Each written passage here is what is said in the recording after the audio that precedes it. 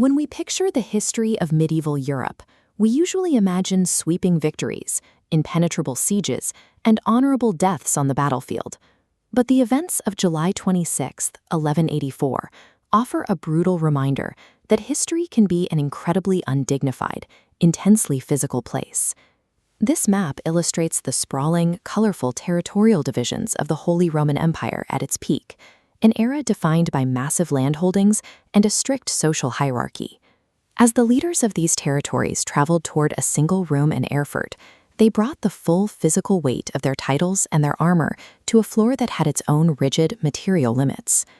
King Henry VI needed to act as a peacemaker. A bitter feud had broken out in his realm, and he wanted to force a resolution. The conflict was heavily driven by two powerful men, the Duke of Thuringia and a top-ranking clergyman, the Archbishop of Mainz. To force a truce, the king summoned them to a high-stakes political summit at St. Peter's Church in the city of Erfurt. This manuscript illustration depicts the dense crowd of seated nobles and the king on his throne, reflecting the extreme concentration of powerful people crammed into a single second-floor wooden hall for the negotiations.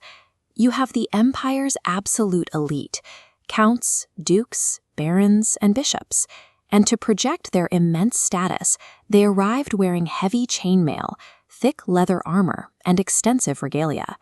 The medieval architects who built that second-floor assembly room had never performed a static load calculation for dozens of heavily armored, well-fed men standing shoulder to shoulder in one contained space. By packing every high-ranking official into a single room, the administration had unknowingly turned the assembly into a massive, concentrated load that the architecture was never designed to sustain. The moment the high-stakes council begins, an ominous, deep cracking sound suddenly echoes loudly through the packed hall. The massive wooden floorboards simply give way, snapping completely beneath the feet of the assembled nobles. To understand the trap, look at the monastery's cross-section. The second-floor assembly room sits over a ground floor and a deep basement. Occupying that entire basement level is a massive, unmaintained pit of accumulating, fermenting human waste from the monks. The impact of falling 20 feet through the floorboards was severe, but the true disaster was the grotesque, inescapable target waiting at the bottom. The immense combined weight of the falling men and the heavy wooden timbers strikes the first floor with so much momentum that it instantly punches completely through it. Roughly 60 of the highest-ranking men in Europe plunge straight into the deep, pitch-black liquid of the monastery's cesspit. These were men who spent their lives expecting to die by the sword in combat. Instead, weighed down by their own heavy armor, they drown in a suffocating sea of human excrement. King Henry VI, however, survives. Purely by chance, his specific seat was positioned directly inside a stone window alcove, resting on solid masonry rather than the wooden floor joists.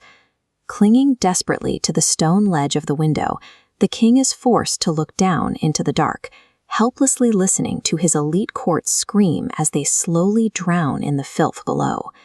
His survival had absolutely nothing to do with the supposed divine right of kings.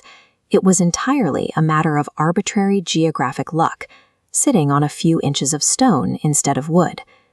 The traumatized king is eventually rescued by guards using ladders to reach the window.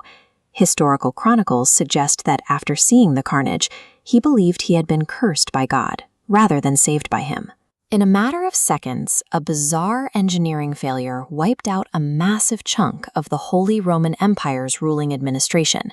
It stands as perhaps the most darkly comedic and tragic example of memento mori, a physical reminder of inevitable death, ever recorded. No matter how sophisticated the civilization we build, or how intensely we structure our human hierarchies, biology remains the ultimate equalizer. When the floor finally rots away beneath us, kings and commoners fall into the exact same pit.